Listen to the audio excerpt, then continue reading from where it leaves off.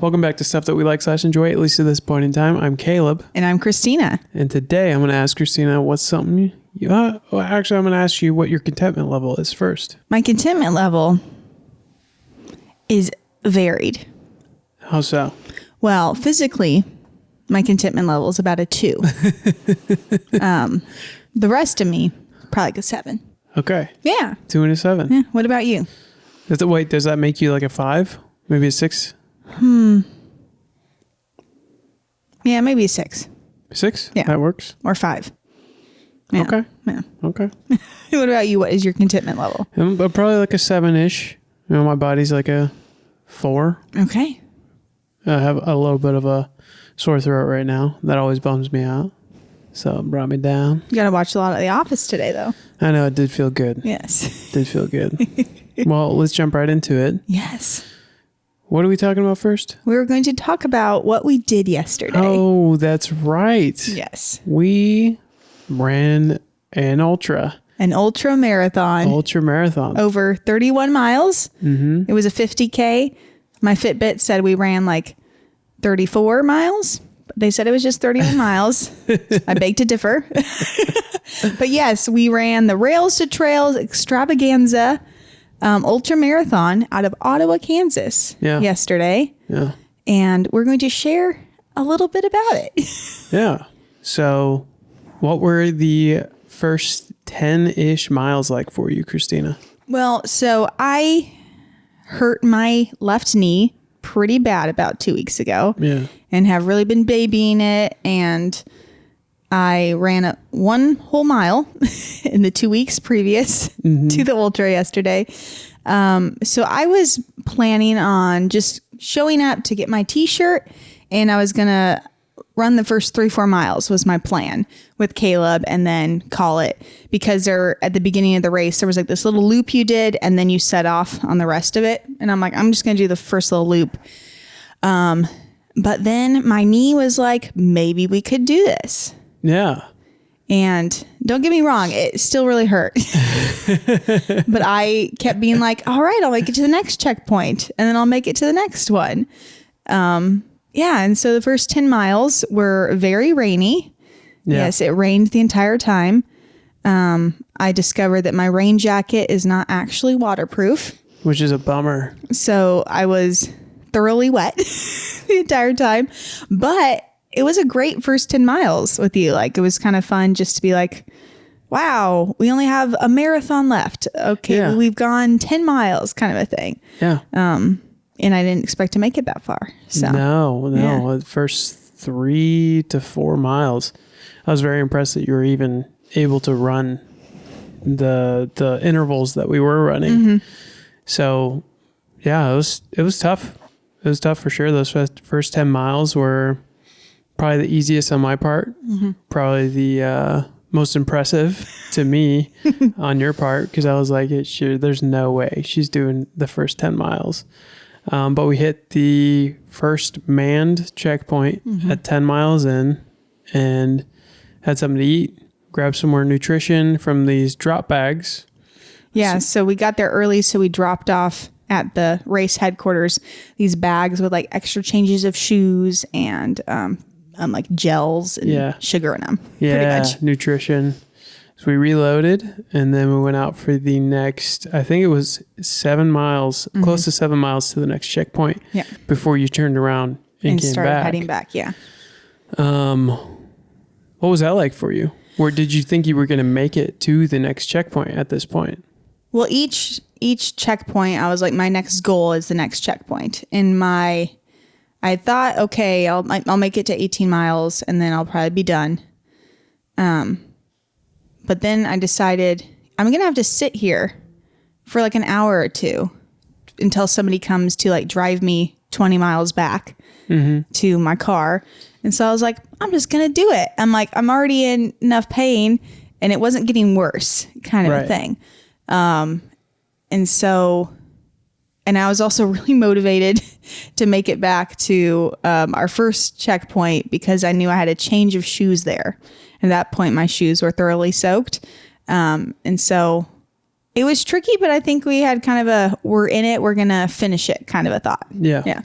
What was the nutrition looking like throughout this race? So we bought, I think it's called, the brand's called Carbs. And it's these packets that's literally just like 30 grams of sugar. Yeah. Gel. Yeah. And so you rip the top off and you just squeeze it in your mouth. Yeah. And every 20 minutes. And so we alternated that and then kind of these like sugary gummy things that are pretty much stingers. They're called stingers. It's like little gushers, but with sugar. More Yeah. So they're pretty much just gushers. Yeah. And then we had these like little fruit bar things. But yeah, so we ingested an obscene amount of sugar, which was a little difficult for me because neither of us eat refined or processed sugar at all. Like the sweetest Hardly thing at we all. have in our house is a little bit of honey and then a banana. Yeah. That's like our sugar intake. And so about 20 miles in, I was like, I don't want to eat one more of these again, but we kept going. For sure. Yeah. What were you feeling like at like the turnaround point at 18 miles? Turnaround point, I was stoked to be out there. I love the difficulty that comes from running or traveling extreme distances on foot. I feel like it really shows you who you are. And so at that point, I was like loving life. I felt way better than I did on our first marathon. I felt relatively normal. Our nutrition was pretty much on point for what they recommend. And so I do remember turning to you at that point and saying like, I love this. Like, isn't this great? And I think you were in the most pain you had been in the entire race. Yes. You're like, man, I'm just having so much fun. And I'm so positive. I'm usually like, yeah, me too. And I was like, at that point, like, I don't know if I could do this. I can do this. Like my body, it wasn't a matter of like pushing through the pain, but if like my body would actually like, my legs would continue to bend. Yeah. Kind of a thing. Yeah. And around 20 miles, my left leg, which had been bothering me the whole time, stopped hurting, which was amazing. And then my right leg was in quite extensive pain for the last 10 miles. Let's pick up the slack for the left leg. Exactly. Yeah. And so that was a little concerning because like my right leg I have a previous injury from like last year. And so I was like, it hasn't hurt. And now it's decided to hurt, but we kept going. And even though it was super painful, I had a lot of fun doing it. Yeah, for sure. And just for a little bit more context, this race started at 8 a.m. And it rained 6 of the 8 hours that we were out there probably. Yes. And the other 2 hours, you were running through a tunnel of trees. And so there was just like water dripping on you. And the trail was like crushed gravel and dirt. Yeah. So you had to kind of run on certain parts of it because the rest of it was just mud. It was just mud. Like there was always like a consistent part on the trail, and some of the parts of the trail were completely flooded. Yeah. It was only predicted to rain like under a quarter inch max. And it wasn't supposed to start until like 11 a.m. Started at 8 on the dot. Yes. Right when we ran out those doors, and there was a lot more than a quarter inch of rain over that period of time. Oh, totally. And it was just like 50 some degrees. So that was exciting. Caleb slipped on some like moss at the same time I did, and he did like a pirouette and caught himself. Didn't hurt somehow. myself, luckily. Yeah, it was a challenge that it was raining the whole time, but I think during it I was like so thankful that it was raining because it makes it a way better story. Yes. If you're going to do something difficult, why not have it rain too? Why not just get the maximum amount of suffering out of that? And so speaking of the maximum amount of suffering, we turned around at that checkpoint. We're on our way back to the previous checkpoint. You asked me, do you think you can make it 7 miles to the next checkpoint? And I was like, I'm sure going to try. Yep. And you were like, we need to be kind of guaranteed you're going to make it. Because if you didn't make it to the next checkpoint, the only option was to make it to the next checkpoint or turn around and go to the last checkpoint to get picked up. Or have like search and rescue come and get you, and you're responsible to pay whatever thousands of dollars entails. Yeah. And so it was like hey, you sure you could do this? Because if you don't, we're going to owe a lot of money or you're going to have to walk that distance anyways. And so you were a trooper though. You said, I'm sure going to try. Yeah. And I was like, okay. At that point, I remember telling you after the race that at that point, I thought you could finish it. I wasn't sure up until then that you had a chance. But as soon as we hit that turnaround, you're like, I'm sure going to try. And I was like, okay, mentally, she's in this for the whole thing. And so very impressed by that. Personally, I was feeling awesome. Yeah. Compared to our last race. That was so funny. still, yeah. Yeah, because our last marathon, I was like cruising. Oh my God. I was easy street. It was great. For Christina. And Caleb's like hip popped out 6 miles in. I mean, not the whole hip, but you know. I had a hamstring issue, which caused pain in my left knee, but also my hip. Yeah. And then like 16 miles in, his like calves just started cramping, and there's nothing you can do about that. Can't do anything. And I'm like ready to just like plow up these hills. And we barely made it in time, but it was so funny because that was that marathon. Like I got up early and drove us there because you'd been working till like midnight the night before. We had to leave at 2 a.m. I drove us home, you know, kind of like took care of you. And this was the opposite where it was like, we're just going to see if she makes it a couple miles.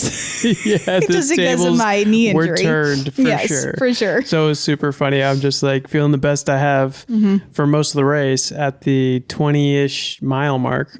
And you're literally wondering if you can make it to the next checkpoint. Yes. But you did. Yeah. And so we hit the next checkpoint. Yeah, which was, I think, 20... Not 26. It must have been like 24 18, 19, miles, 20, I think. 22. Yeah, about 24 and a half miles. Yeah. We hit that same checkpoint we hit the first time. And how were we feeling at that point? I feel like I was so excited to get put on a dry pair of shoes. That was like, so we sat down for the first time in like 6 hours. Yeah. And I mean, I wish I could post a picture. I mean, I could, but show a picture. Our feet looked like we had been in like a swimming pool for like all day. Like they were so wrinkled and so pruny and covered in blisters and stuff. Yeah. But it was really sweet. There was 3 aid stations where there was people at like giving you water and stuff.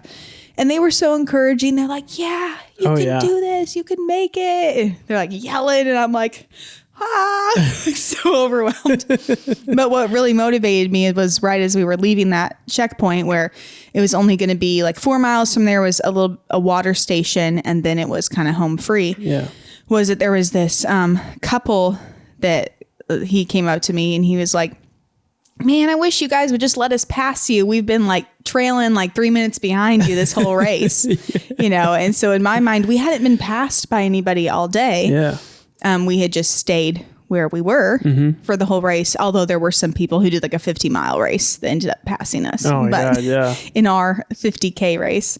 What did that one guy say? He's like, you guys killing a 50K today? Like, you killing a 50K? And like, he's already run... He has like 7 miles left. He's already run 43. 43 miles. Yeah. And he was complimenting us. He's just trucking along. Yeah. You tearing it up? And I'm like, we're trying. Yeah, I'm like, you're running 20 miles. You've already ran 20 miles more than us. Yeah, good for and you only started an hour earlier. Well, that's just amazing. Yes. Yeah. And what the human body can do. Yeah.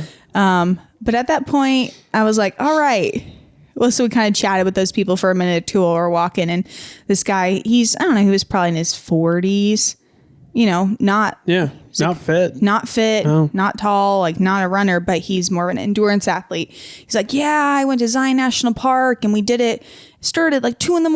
and then at noon it was like 100 degrees. Yeah, he's talking about other 50Ks he's done. He's done 4 50Ks. Right, and he's struggling. He's like, yeah, we're done walking. Our bodies are so done running. Done running. Yeah, that they were only going to walk the rest of the 7 miles. Yeah. Because their bodies were so tightened up and it was cold. And I think at that point we had mild hypothermia because whenever we stopped, we would like run a couple minutes, then walk for a minute. And at the end of those minutes, I would get pretty chilly. Yeah, I don't know technically hypothermia, but close to something like that. Yeah. Because it was a pretty stark difference when we stopped running to when we were running. And we'll tell you more about that later because that does come into play again. Yeah. But yeah, so after that checkpoint, we talked to that guy. We hadn't been passed the whole day, which felt awesome. But we hit a point around 27 miles. It was like 29. 29 miles. We had like 29 just miles. over 2 miles left. Yeah. 29 miles. And finally, your right knee said, I'm not doing this anymore. Yes. No, like each time we would start running again, it was like you were like trying to throw your body forward because like my leg muscles weren't like lifting my legs up. So I'm just like, yeah, Christina would do like a little Mario jump in order to get moving again. Yeah. And I was like, okay, maybe you were like, oh, well, maybe we could try running. You were like, that'd be great if we just walked the rest of the time. And I'm looking back at these people. They're not that far behind us. Yeah, the people we just talked to, the guy who had said they wanted to pass us jokingly. Yeah. And they had just been walking while we had been like run walking for 5 miles, and they weren't that far behind us. No. Which just meant that we weren't running very fast, or they were walking fast. Yeah. But you were like, yeah, we can either walk the rest of the way. I'm like, I really want to like say that I, ran the whole thing, in our interval plan. And you were like, okay, let's try a minute. I'm like, great. I made it about 40 seconds in. I'm like, nope. You said no. Nope. You said nope, and that was it. I mean, we tried running once or twice after that again, but it just wasn't happening. Yeah. Your leg wasn't going to have it. But you made it 29 miles on a broken leg. Not only that leg was so broken, it just gave up being in pain and switched to, your mind said, we'll switch all the pain over to her other leg, her other injured leg. For 10 miles. For 10 miles. And we'll just see how that goes and see if she listens to us and stops. Yeah. And eventually you did. I mean, you had to walk, but you still made it 31 miles on broken knees practically. So that's a huge accomplishment. Right. Huge accomplishment. You should be very proud. Thank you. Thank you. And up to that point, like the running part, even though it really hurt, you don't really have to bend your knees that much when you run, because you can kind of just like fling your leg ahead. Yeah. So the last 2 miles where we were just walking, and it got really cold at that point and started raining really heavily. Like you kind of have to bend your knee to walk a little bit more than running. Oh yeah. And so I was like, this is rough. Yeah. But those people started creeping up behind us, and I was like, this is not going to happen. So I was like power walking my hardest. I tried running once, made it like 10 steps. But yeah. Yeah. They were literally at the end. I looked back and they were literally probably 40 seconds behind us, just walking as fast as they could. And I felt like they wanted to pass us. I felt like we really didn't want them to pass us, but that was the one, like badge we can put on our chest, is we did not get passed by any 50K people this time. Even though you did the whole thing with broken legs. And so that was huge. We got to the end. We were able to run for the last like 15, 20 seconds. Yeah, last 20 seconds. Christina ran it in. She came in before me because that's the deal we made. Because on the last race, which I had to stop and like help Caleb multiple times. I was technically the last person to finish the entire marathon by like 200ths of a second. And I was like, we should have at least tied. So we agreed that she would come in first this time. And and then we congratulated those people behind us as soon as they came in too. And beautiful experience. Super tough. Super tough though. Most physically challenging thing I've ever done. And it wasn't in sense of like cardio. Like I didn't feel like my heart was beating a lot or I was out of breath ever. It was just that my legs were not wanting to work. Yeah. And I think now we have to talk about something that is not talked about enough, which is post-race pain. Last night was some of the most hilarious and painful visuals I've ever had of Christina. It's probably one of the top 5 worst nights of my life. Oh, and my God. I've like had the flu and have been vomiting, and this was worse than that. Yeah. So we get home. Christina immediately, I tell her to go take a shower, and then we put on some of these compression boot. Well, first try to get out of the car. Oh yeah. Christina got out of the car. It is standing outside of the car, almost at a 90-degree angle. Like your legs were straight up, but your body. My legs weren't even straight. Okay, your legs were as straight as you can get them, but your body was bent over, almost at a 90-degree angle, and your arms were kind of winged out like a bird. And you could not, you eventually got inside the door, but with a lot of help from me at that point. So your legs were just completely done. Yeah. And I just sat down on the steps and then like went up them backwards, like lifted myself up. And then I like shoved myself down the hall while I was on the ground. Couldn't even stand. Just scooted yourself using your arm strength. Which I do not have much of. And then took a shower. In the meantime, like I'm feeling the best I have post-race. We've only done 2 of these long races, but I'm going around the house. I'm starting dinner. I'm trying to get some clothes made. I'm stiff. I'm really sore. But I roll my roller chair into the where the shower is for Christina, like my office roller chair, and she's able to push herself around and get ready for bed, and then able to walk out to the living room. Thankfully, we get some compression boots on you. They start doing their magic, and the pain just continued to grow throughout the night for both of us in a sense, because like I mentioned earlier, a little bit of hypothermia hit both of us at similar times, like fever, chills, high dripping in sweat. High heart rate, everything. And I don't know, it was just such a mess. Like trying to get to bed was awful. We both fell asleep on our couches. And we're like, we have to get up. But I'm like, I can't move. After an 8-hour race in the rain, you wouldn't think that.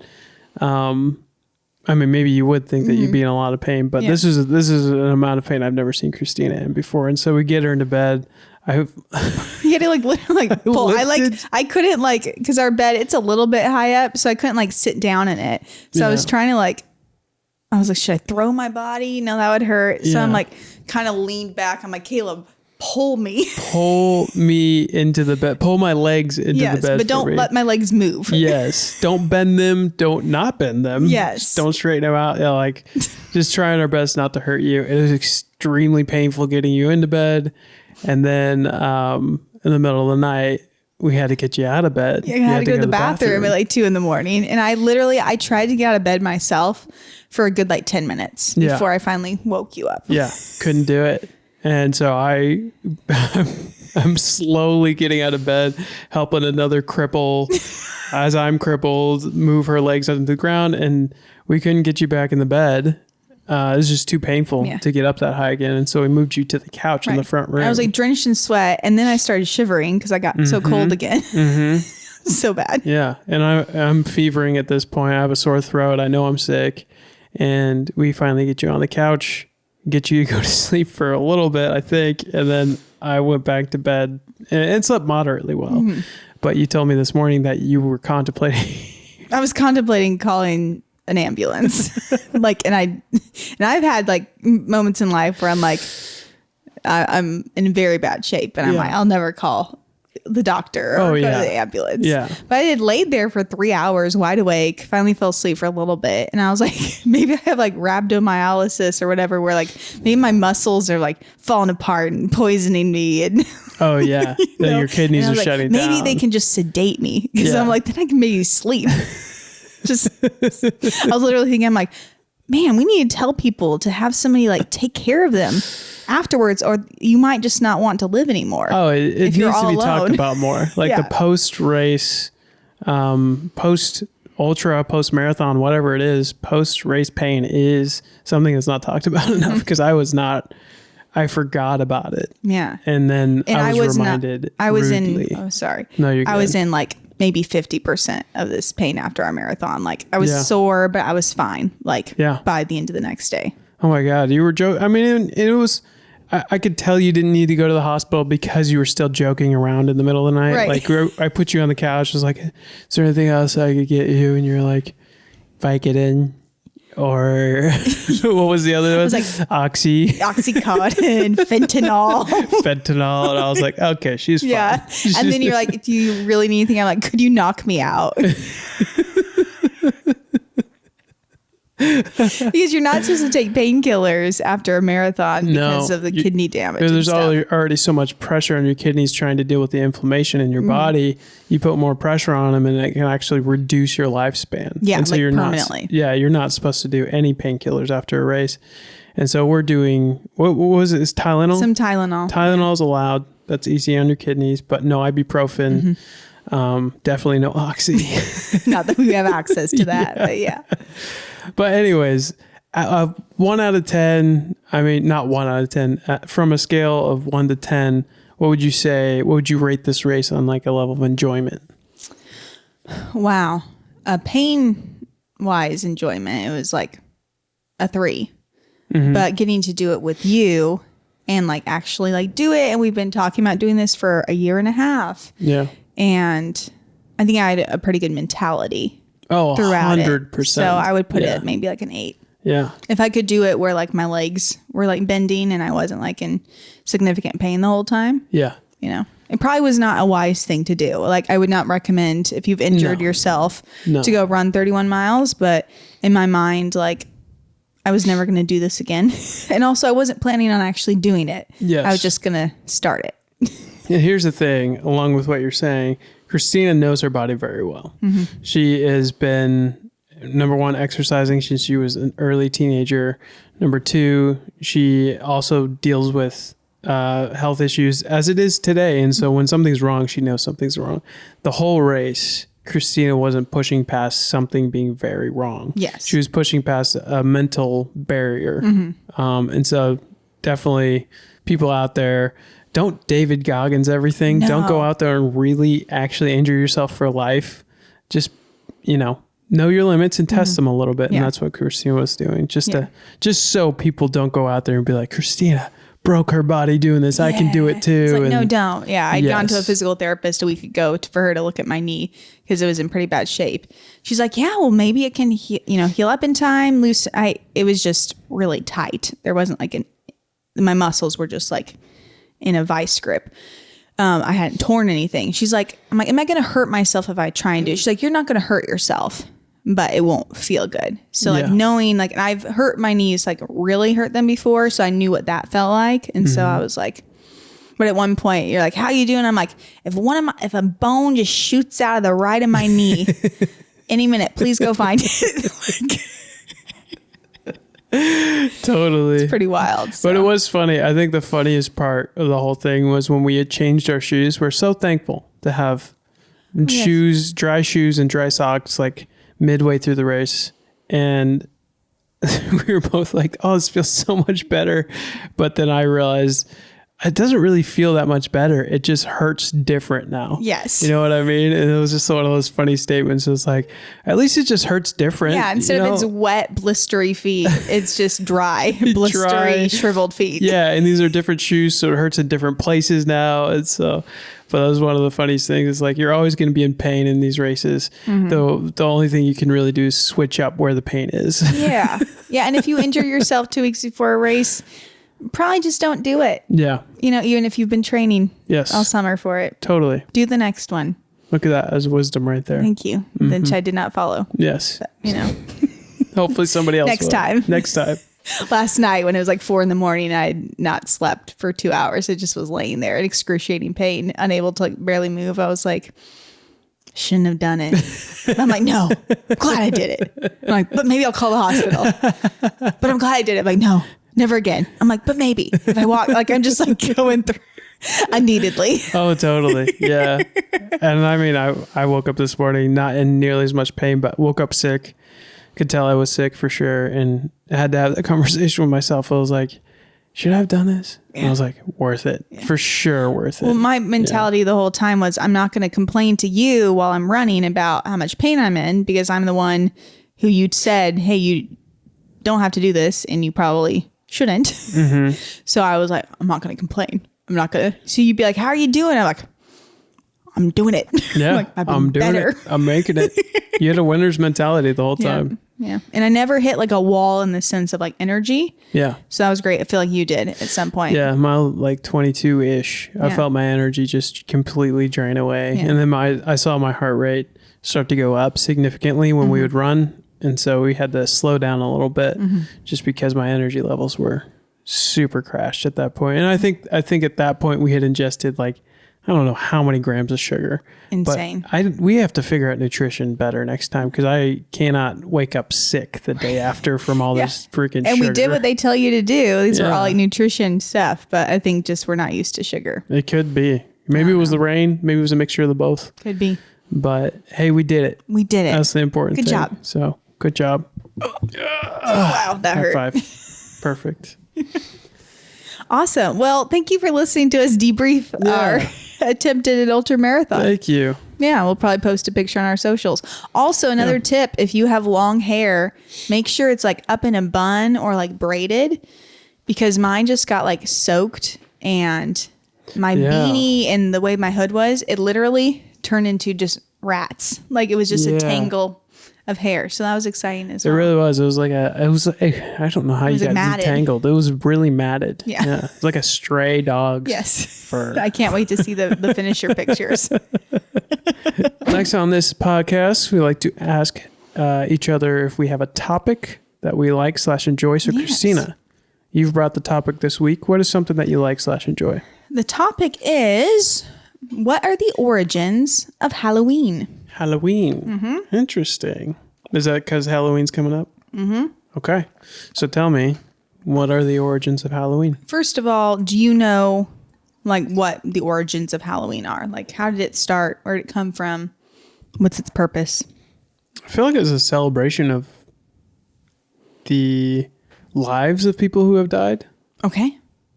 Yeah, it's the best I got. Cool. Pretty close. Yeah.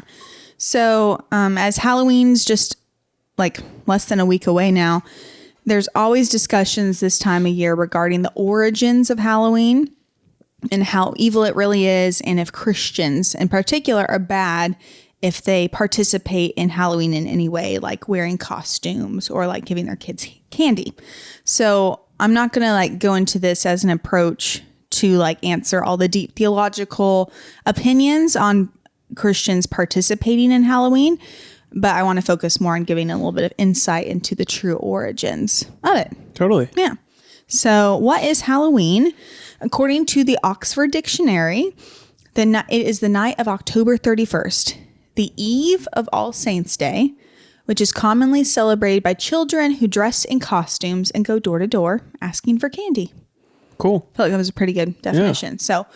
So, growing up, did you participate in Halloween in any way, or what did that look like? Not until I was like a teenager did I actually go trick-or-treating. Okay. And we did mostly trick-or-treating at churches before that, and trunk or treats. Okay. You know what I mean? Yeah, exactly. But as a very young child, before my family did anything with church, no, I didn't. Okay, even when you were young? Not really. No. Yeah. Makes sense. Yeah. So growing up, we always had big evangelistic outreaches at our church on Halloween. So we never went trick or treating or anything like that, but we would do like a harvest festival or Halloween night at our church where there's candy and games, and then we would do skits and plays. And it was like one of the biggest evangelistic nights of church, of the church year, probably comparable to Easter in the sense of inviting people. So that was my kind of interaction with Halloween. A couple years we did carve pumpkins, but we wouldn't really do like scary faces. We would do nice, pretty things like flowers or stuff like that. Nice. Yeah. But I did think that people that trick-or-treated were a little bit bad. Yeah, same. Yes. I used to think that. Because trick-or-treating, in my mind, like you're going to all the scary houses that have Halloween decorations that are like of ghosts and ghouls and spider webs and things like that. So it's kind of an interesting.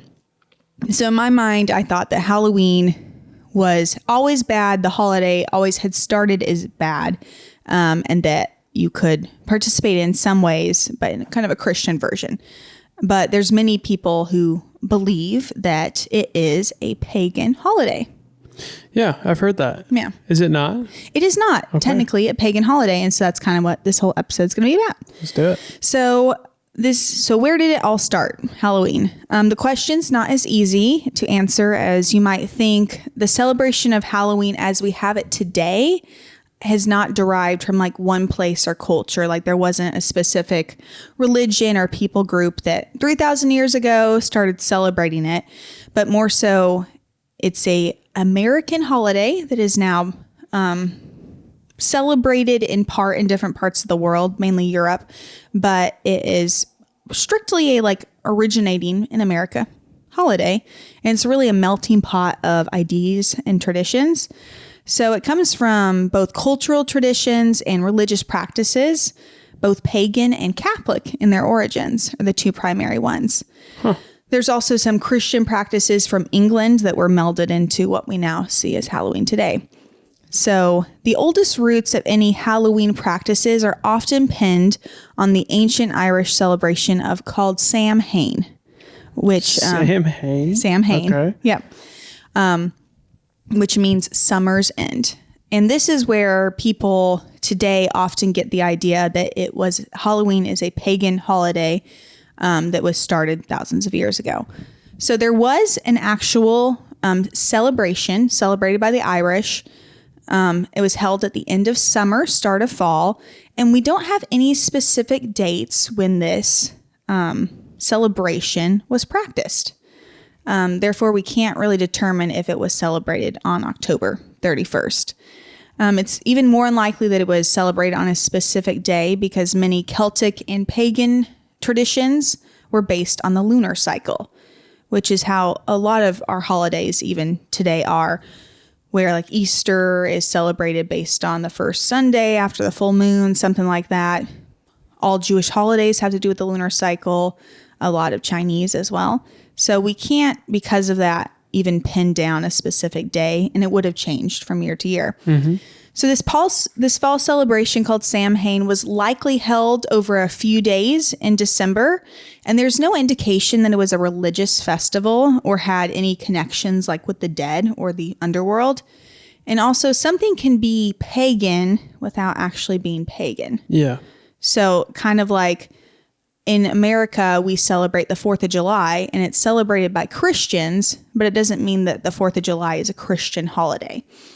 So just because pagan people had a fall festival, it doesn't mean that it was a religious celebration per se. And by the 5th century, the majority of Ireland was actually Catholic. And so any older traditions largely died out. And also there's very limited written records or like any literary or archaeological evidence for the celebration of Samhain itself. It is thought to have began about 2,000 years ago.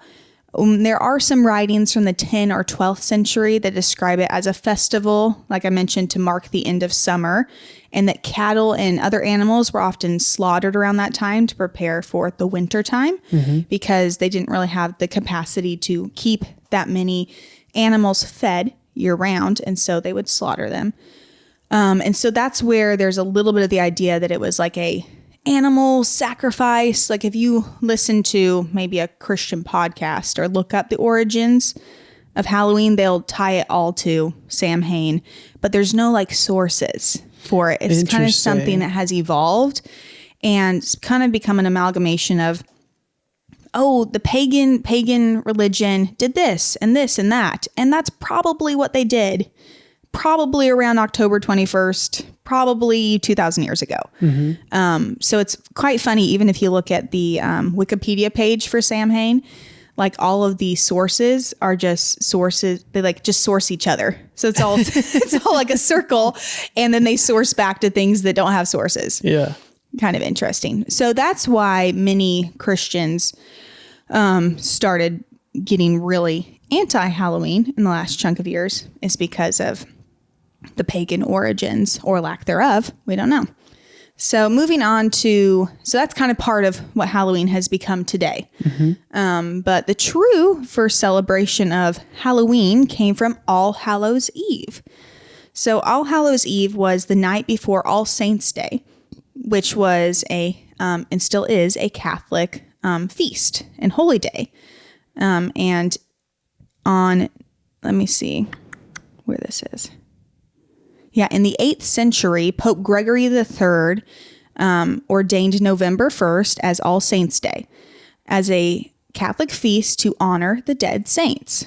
And it was dedicated, so that was the day that was dedicated to the celebration of saints. And Catholics would attend Mass, pray to saints, and kind of reflect on their own lives and how they were inspired by the saints that they pray to.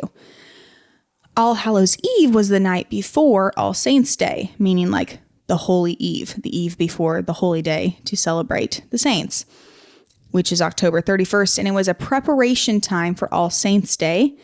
It was often seen as like a vigil where you would focus on spiritual readiness and remembrance of the holy. And Catholics would also go to Mass then, or evening prayers, and sometimes even fast in preparation for the next day.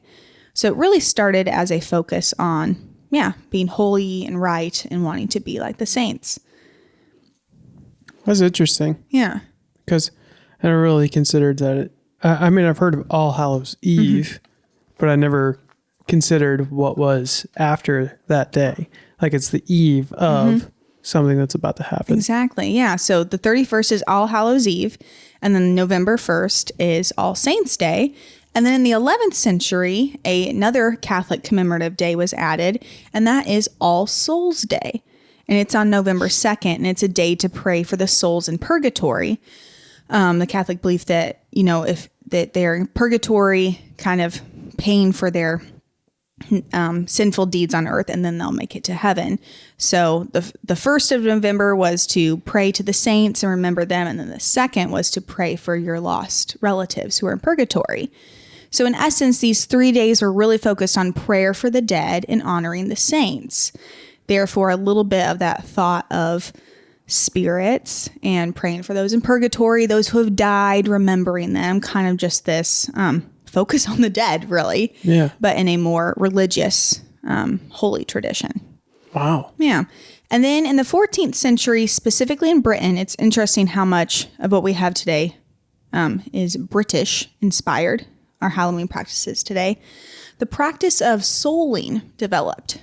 Souling. Okay. So people, often children or the poor, would go door to door, and they would offer to pray for the souls of people's loved ones who were in purgatory in exchange for what was called soul cakes, which is small spiced pastries. So on All Souls' Day, or around that period of time, you would go door to door and be like, "Hi, I'll pray for your grandma in purgatory if you give me a treat." No way. And so it's kind of a way also of like Catholic charity and like helping out the poor and feeding them. Yeah. So that was kind of the first essence of trick or treating, where you're asking, I'll pray for your dead loved one if you give me something. Souling. Yeah, Okay. souling. And around that same time was also a new kind of thing called guising. Guising? Like you're in a guise, in disguise. Oh.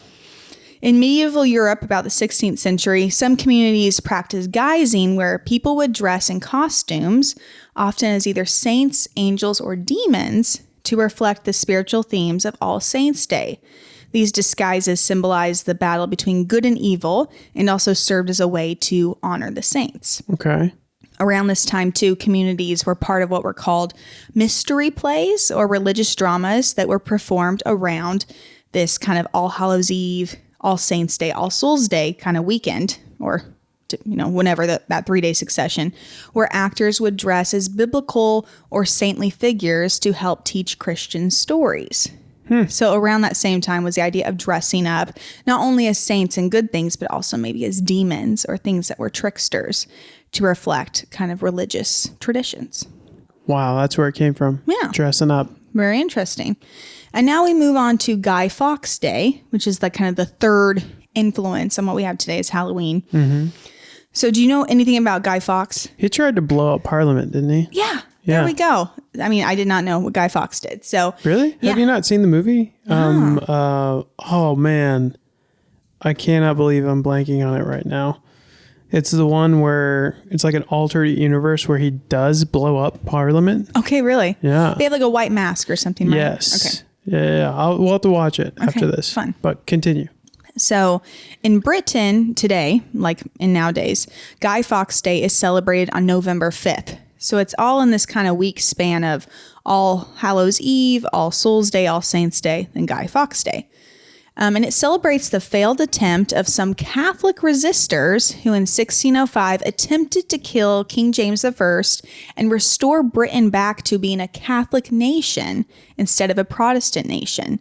So it's kind of the Catholics being like, we want Britain to be a Catholic nation instead of Protestant. And it did not go well. Yeah. They caught Guy Fawkes, who was kind of the instigator of the whole thing. So because of that, Parliament made it a holiday to celebrate the failure of the assassination attempt, and it became kind of an anti-Catholic holiday. Interesting. Because they're mad at the Catholics tried to kill their Protestant king. Yeah. So young people would often stir up a good bit of mischief on that night and the night before on November 4th, which to this day is still called Mischief Night. Mischief Night. Yeah, That's so like that. cute. Isn't that cute? Whoa. So they would go door to door asking for a penny for Guy. So for Guy Fawkes.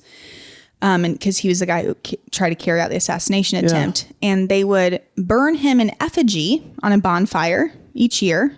A little like straw figure of Guy. And they still do this to this day. Wow. And kids would buy fireworks with the pennies they got going door to door that they would also set off as a celebration as they're killing.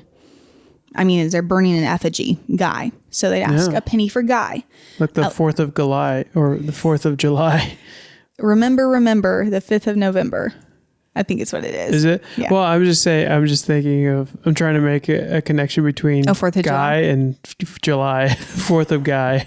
Anyways, go ahead. That's funny. So that's kind of another little bit of a connection to trick or treating, where you're going around and you're asking for a penny. Yeah. And part of that was that if you gave them a penny, then they wouldn't play a trick on your house. No mischief. Yeah. So during this time on Mischief Night, young youth would knock on doors, and it was called Knock on a Door Run.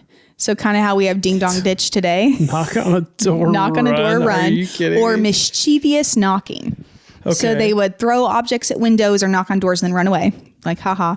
They would also smear windows with soap, and they would egg houses. So that was kind of where the tradition of egging a house started. Okay. Or place rocks or sticks into like gates or wheel wells so they couldn't open.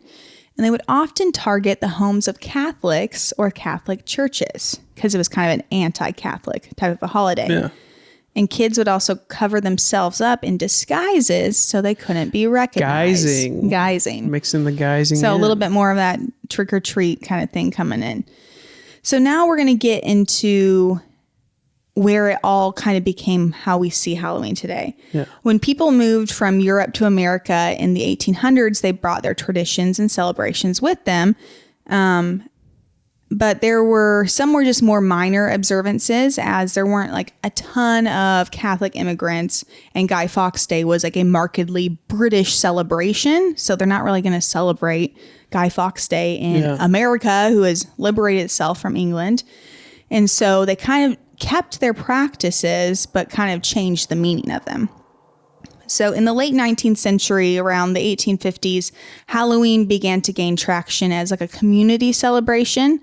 Newspapers around that time reported Halloween parties, games, and pranks in cities. So this like get together, play games, and also lots of pranks on October 31st. In the 1920s, there was a widespread adoption of trick-or-treating, which was a version of souling in the Catholic tradition, asking for cakes and penny for a guy from Guy Fawkes Day. And this was really fueled the celebration of Halloween during the Great Depression because it was an inexpensive activity, an inexpensive celebration where you could have costume parties, where you could just kind of make up a costume from home. It wasn't expensive. And pranks were kind of like affordable entertainment. Go around, just terrorize your neighborhood. But vandalism antics like egging or property damage prompted communities to organize smaller and safer celebrations such as parades or school and church events. So it became like, we're going to do costume parties now. Instead of going out to the streets and being wild, to go door to door or kind of come into a church or a school event. Then we get to the 1950s when Halloween became commercialized, where candy companies like Hershey started selling Halloween branded treats, and retailers started selling costumes and decorations. So instead of making your costume at home or maybe carving a pumpkin, you would go and buy decorations, you'd buy costumes, you'd buy the specific trick-or-treat type candy. And by the 1950s, Halloween became and still is today the most prominent holiday in America, the most decorated, second most decorated holiday as well. Wow. So very celebrated. And now we get into where Halloween that we know it today took a turn for the worse. And this was the resurgence of the idea of Samhain, this ancient pagan, maybe fall festival, maybe religious celebration, probably just they slaughtered some animals at the end of harvest, but we don't know. So in the 1960s, there was a rise in anti-Christian movement with neo-paganism and Wicca beginning to make small gains in culture. Wicca was kind of developed as a religion around this time. And Samhain was adopted as a major holiday in the Wiccan religion and began to be celebrated on October 31st in the U.S. by Wiccans. Around that time, there was a book called The Spiral Dance that came out that popularized Samhain as a spiritual festival and emphasized rituals like ancestor worship and divination and witchcraft, all sorts of crazy stuff. But there's no sources in the book of any actual historical evidence, but it was really well known in the Wiccan religion. And they're like, this obviously is what Samhain, this ancient fall festival of the Irish, was. So Samhain today became greatly different from what the ancient Irish feast likely was. And in the 1980s, public Samhain celebrations became more common, and they were hosted by pagan and Wiccan groups. And they included bonfires, offerings to the dead, and storytelling of spirits and evil beings. So they adopted something that was kind of maybe a little bit cutesy in the idea of how Halloween used to be celebrated, where there might be the idea of like ghosts and stuff like that, but it wasn't like wicked and like horror movies or things like that.